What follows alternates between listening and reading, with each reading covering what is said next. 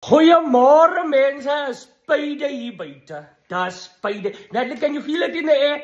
Dat is spijden, ja, is licht. Hij is licht. On a payday, what did you use to on a payday? When I used to have a day job, on a payday, that first 2 years, kijk, die maak ons baie min geld. Die laatste 2 weke van die maand het ek net oats geëet, letterlijk.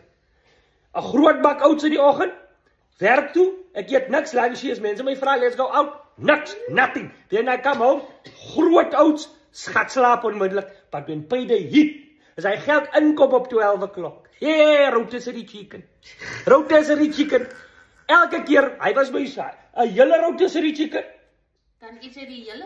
en een windbreek, you know what a windbreek is?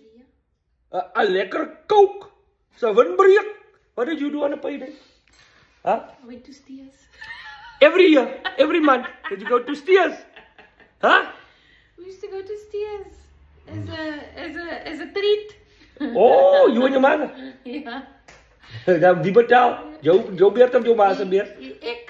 Oh, kijk vir jou, ek het nie, ek het my rotisserie. Maar nou is hulle was grand, ek was met 'n rotisserie chicken in die weer. Ek sit alleen in my onderbroekie in hy garage, ek het my garage gehuur. Sit op my marke, lekker hy hoender in die ene kraak hy rug van 'n hoender.